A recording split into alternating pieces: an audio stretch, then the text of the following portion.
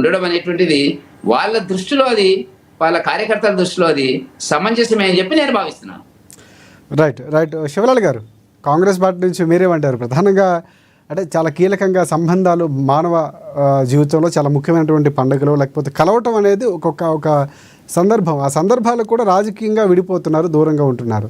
So అది సబబే అన్నటువంటి వ్యాఖ్యలు వినిపిస్తున్నాయి, లేకపోతే సంబంధాలు, మానవ సంబంధాలు ప్రశ్నార్థకరంగా మారుతున్నాయి అనడానికి ఒక సిగ్నల్ అనుకో, సంకేతాలుగా కనుక చూడాల్సిన అవసరం ఉందా? మీ అభిప్రాయం ఏంటి?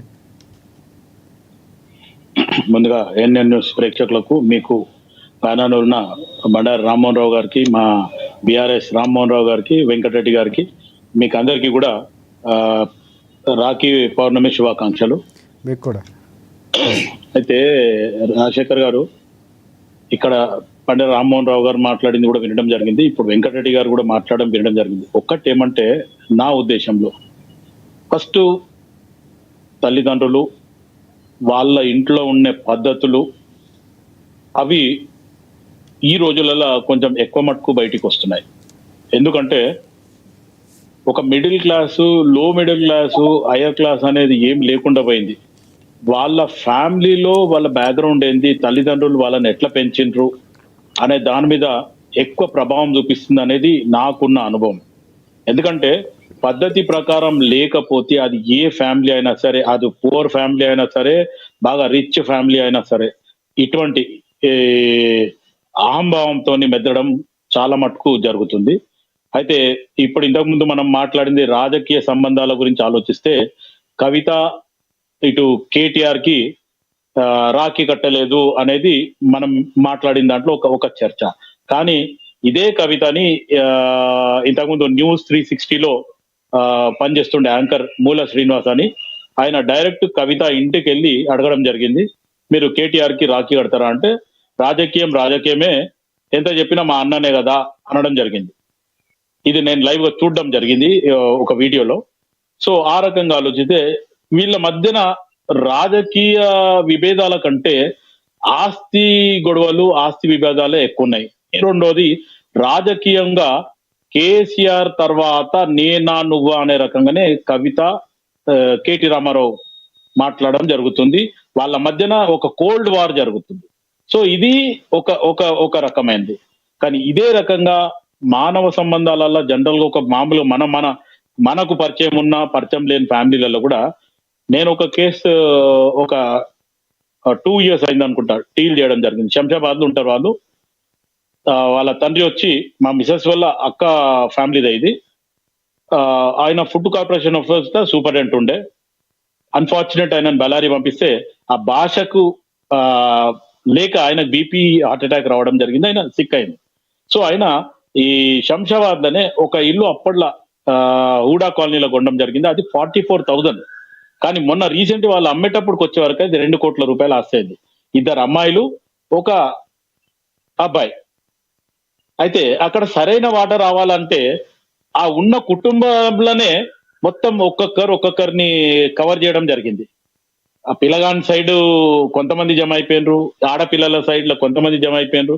లాస్ట్ లా కోడల్ అత్త ఒకలాగుండే, తర్వాత కాలక్రమేణా అత్త ప్లస్ మామ ఇద్దరు మరణించడం జరిగింది. దాని తర్వాత ఆ ఫైర్ ఇంకా పెద్దగా పెరిగిపోయిన తర్వాత కోడలు అక్కడ డామినేషన్ ఎక్కువ చేయడం జరిగింది. ఈ ఆడపిల్లలు కూడా ఎట్లున్నారంటే, మా ఇంట్లోకి వచ్చి నువ్వు ఏందని కొంచెం పౌరుషంగానే మాట్లాడుకునే పద్ధతితో పోవడం జరిగింది. వాళ్ళు ఉండడానికి కూడా ఒక 3 floors ఇల్లు ఉంది, ప్లస్ అదొక 2 crores ప్రాపర్టీ. కోడలు ఏం చేసేసిందంటే, మొత్తానికి మిగతా వాళ్ళ ఇంకొక అత్తకి వాళ్ళకు కన్ఫర్మ్ లేకుండా ₹1,00,00,000 అమ్ముతున్నామని చెప్పి అక్కడ హైడ్ చేయడం జరిగింది రాజశేఖర్ గారు.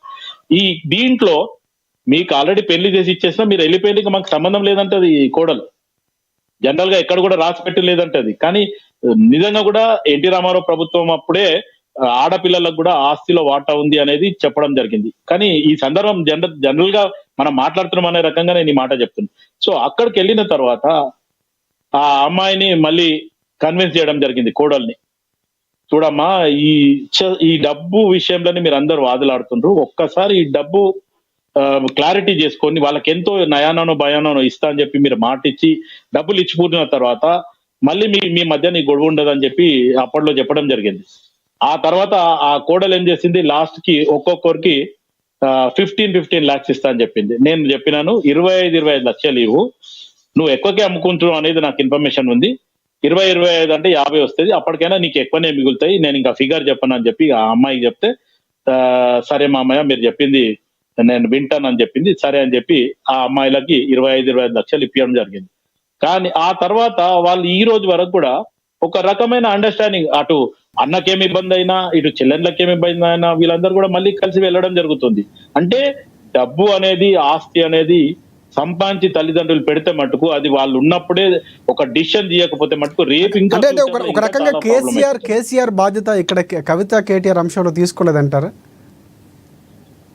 100% తీసుకోలే రాజశేఖర్ గారు. ఎందుకంటే కేసీఆర్ కనుక వాళ్ళ మీద ఒక వీల్ కానీ లేకపోతే కేసీఆర్ సంపాదించిన ఆస్తులు కానీ, ఎందుకంటే కేసీఆర్ ఈ 10 సంవత్సరాలలో అడ్డగోలుగా సంపాదించింది అనేది మనం ఇప్పుడు ఉన్న వాళ్ళకి అందరికీ తెలుసు. ఎందుకంటే నేను ఎందుకు ఈ మాట అంటున్నా అంటే కేసీఆర్ ని ఉద్యమ కాలం నుంచి కూడా దగ్గర నుంచి చూడడం జరిగింది, ఆయన పర్సనల్ గా కలవడం జరిగింది. వ్యక్తిగతంగా కేసీఆర్ వేరు, మాట్లాడే పద్ధతిగా ఒక మంచితనము అదంతా వేరు.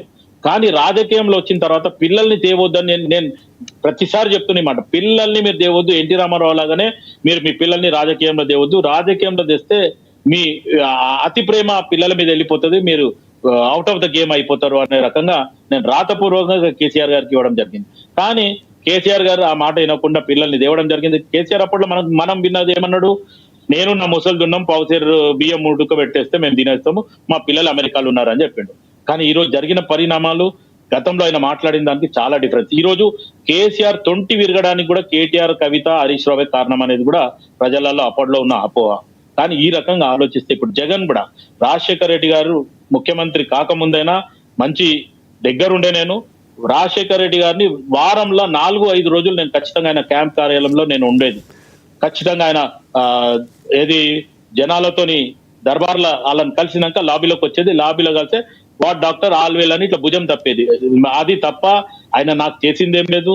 ఇంకా ఉల్టా అప్పట్లో రాజశేఖర్ గారు ఇంకొక మాట చెప్పాలా, అప్పట్లో ఒక ఫోటో దిగితే ఆ ఫోటోగ్రాఫర్ వెనకాల తిరిగితే 300-400 అడుగుతుండే ఒక ఫోటోకి. లేదంటే ఆ ఫోటో స్టూడియో చెప్తుండే లక్కడిగా పుల్ల 20 రూపాయలు, 40 రూపాయలు, 60 రూపాయలు చెప్తే ఒక్క ఫోటో, అది కూడా పోస్ట్ కార్డ్ సైజ్ ఫోటో.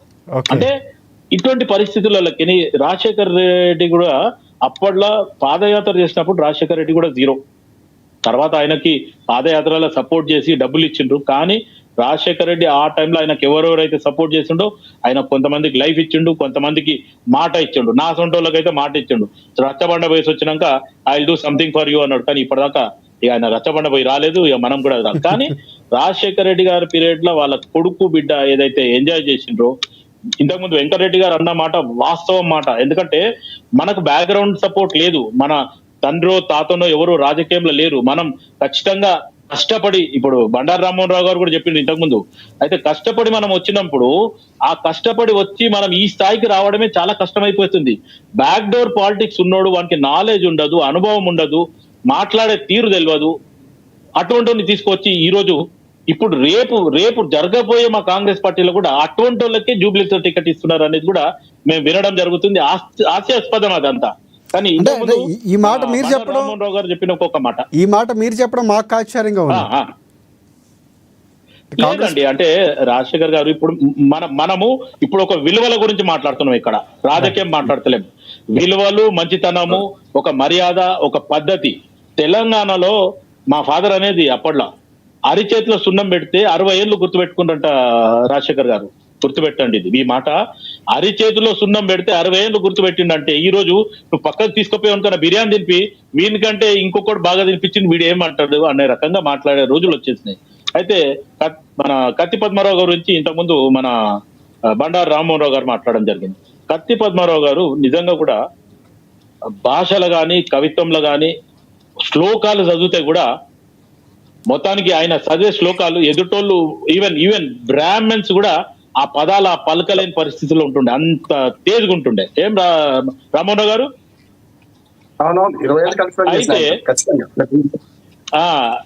అయితే అదే సబ్జెక్ట్ లో అనుకోకుండా వరవర్రావుకి కత్తి పద్మారావుకి గొడవైంది ప్రెస్ క్లబ్ లో. ఇదే నక్సలిజం టాపిక్ వస్తే నువ్వు రెచ్చగొట్టి పంపిస్తున్నావు, సచ్చేదంతా మావోలేజ్ వస్తున్నారు అనే రకంగా వాళ్ళిద్దరి మధ్య ఎంత పెద్ద బయస్ అంటే ప్రెస్ క్లబ్ లో నేను అనుకుంటే 83, 89 మధ్యన జరిగింది ఈ వర్షన్. ఓకే అంటే ఆల్మోస్ట్ ఆల్ ఒక్కరికొక్కరు అంటే ఈయననేమో కవిత్వం ద్వారా రెచ్చగొట్టేది. ఈవెన్ గద్దర్ కూడా ఇప్పుడు ఒక రకంగా మన వెంకటరెడ్డి గారు అన్నట్టు గద్దర్ అప్పట్లో పాటలు పాడి జనాలను రెచ్చగొట్టిండు, ఎంతో మంది చైతన్యవంతమైంది అనేది పక్కన పెడితే జీవితాలు ఖరాబ్ అయిన వాళ్ళు ఎంతో మంది ఉన్నారు. కానీ ఈ రోజు గద్దర్ ఫ్యామిలీ చూడండి ఎక్కడ పోయింది.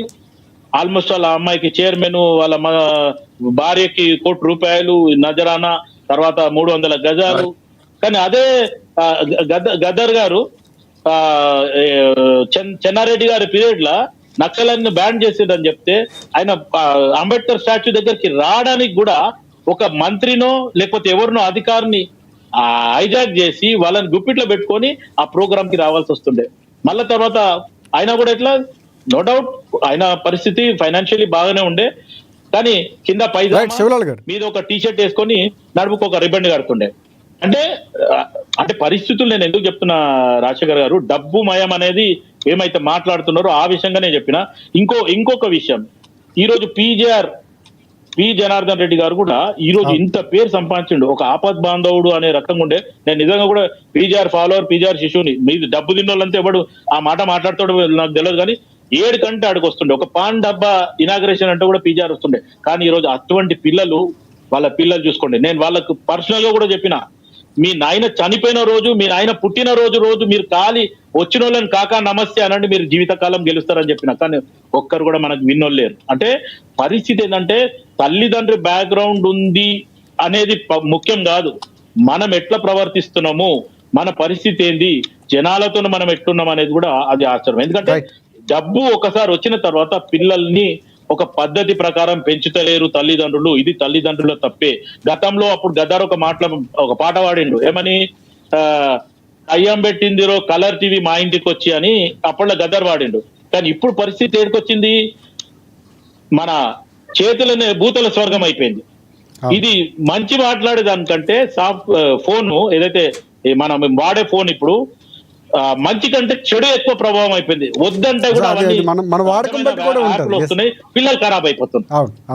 ఇది జరుగుతుంది రాజశేఖర్ గారు. అంటే నేను ఫైనల్ గా నేను చెప్పేది ఏంటంటే తల్లిదండ్రులు కరెక్ట్ గా ఉంటే పిల్లలు మటుకు ఖచ్చితంగా ఉంటారు. I'm very sorry, I'm saying like this. ఈ రోజు నాకు ఒక పెద్ద అబ్బాయి ఆస్ట్రేలియాలో ఉన్నారు, కొడుకు కోడలు ఇద్దరు. ఈ రోజు కూడా ఫోన్ చేస్తే ఒక చిన్న పిల్లోలాగా మాట్లాడతాడు.